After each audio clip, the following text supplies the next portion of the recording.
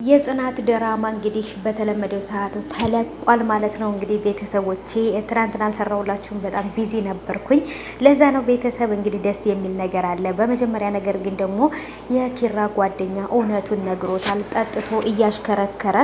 ከዛ ደግሞ እናት አባቱ መኪና ላይ ስለነበሩ እንግዲህ በሱ ምክንያት እናት አባቱን እንዳጣቸውና ይሄ ሁሉ ጸጸት እንደዚህ እንደሚያደርገው ነግሮታል። ይችም እነ ኪራ ቤት ያለች ልጅ እንግዲህ ከክብሮም ጋር ተጠጋግታ ሰኒንና ክብሮምን አጣልታቸዋለች። በጣም ነው የሚገርመው። እኔ ሰኒ ይሄን ያህል ክብሮምን ታፈቅረዋለች ብዬ አልጠበቅኩም ነበር።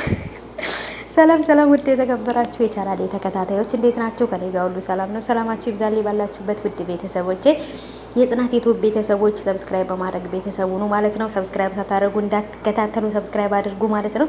በራሴ በምሰራቸው በአንዳንድ ስራዎች ስለምመጣላችሁ፣ ለጊዜው ግን በድራማዎቹ በነጽኑና በተለያዩ ድራማዎች ልመጣላችሁ እችላለሁ። ከተወሰነ ጊዜ በኋላ ግን በራሴ በቪዲዮ እመጣላችኋለሁ ማለት ነው። እኔ የእናንተ የመዳም ቅመም ነኝ እንግዲህ ማለት ነው።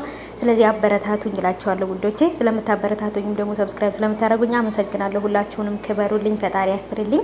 አሁንም ደግሞ ማበረታታችሁና ድጋፋችሁ አይለኝ እላለሁ ቤተሰቦቼ።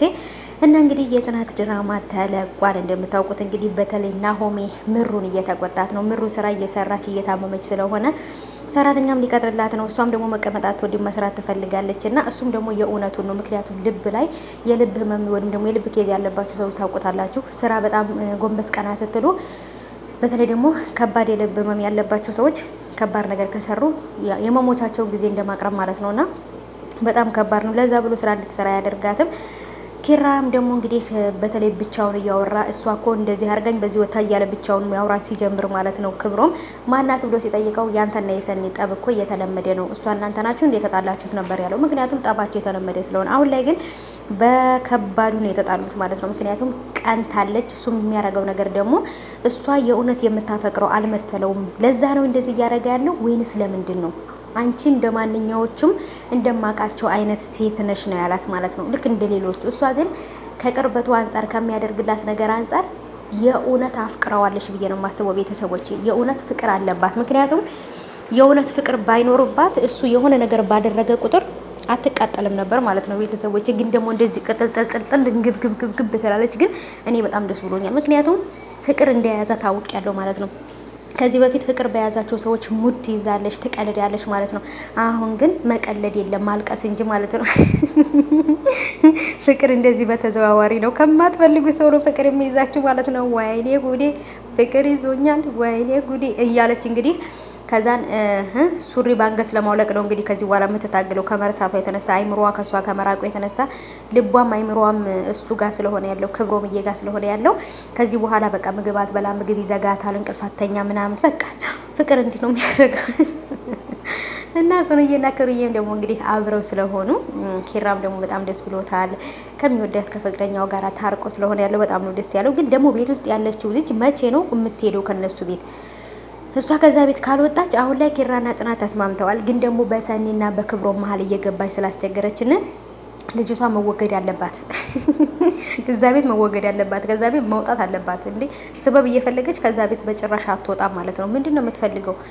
በአጠቃላይ እኮ የቤቱ ወራሽ ወይንም ደግሞ የቤቱ ኃላፊ መሆን እኮ ነው የቀራት። በቃ የቤቱ ባለቤት ነኝ ማለት ነው የቀራትና ስለዚህ ትውጣልን። የኪራም ጓደኛ ደግሞ እውነቱን ነግሮታል። እኔ መኪና ቤተሰቦችን አስቸግሬ ገዙልኝ፣ በጣም ሀብታም ገንዘብ ያላቸው ናቸው። ከዛን ደግሞ በቃ ያለኔ ሰው የለም ነበር፣ እጠጣለሁ፣ እሰክራለሁ፣ በጣም መጥፎ ቦታ ነበር የምውለው። እንደዛውም ደግሞ ቤተሰቦች ጋር ሁኜ ጠጥቼ ሰክሬ መኪና እየነዳው ቤተሰቦችም እሺ ብለውኝ መኪና ላይ ወጡ። ከዛም በኋላ ግን ደግሞ የተፈጠረው በጣም ከባድ ነበር። ትልቅ አደጋ ተፈጠረ። በዛም ደግሞ ቤተሰቦችን ያጣኋቸው በእኔ ምክንያት ነው ብሎ ነግሮታል። ይሄን ነገር ኪራ ሲሰማ በጣም ነው የተጎዳው። ምክንያቱም ወይንም ደግሞ የደነገጠው በጣም ልቦ የተሰበረው። ምክንያቱም ቤተሰቦቹ እንደሞቱ እንጂ በራሱ በሱ ችግር እንደሞቱ አልነገረውም ነበርና ይሄን ደግሞ እኔ ሳስበው በቃ ጸጸት እንደውም ሲያንሰው ነው ያልኩት። ምክንያቱም በራሱ ጥፋት ቤተሰቦቹን አጥቷቸው ያን ነገር ማሰብ ደግሞ በጣም ይከብዳል ብዬ አስባለሁና በጣም ከባድ ነው። ግን ደግሞ ቢሆንም ምንም ማድረግ አይቻልም። ስለዚህ ሰኒና ክብሮም በቃ ታረቁ። ሰኒዬ ፍቅር የያዘው ሰው በቃ ነገሮችን ያሳልፋል። ስለዚህ ሰኒ ሁሉ ነገር ትታ ቀርባ ልታናገረው ይገባል። ወይንም ደግሞ እሱ እንደምታፈቅረው ሊያቅ ይገባል ብዬ ነው የማስበው።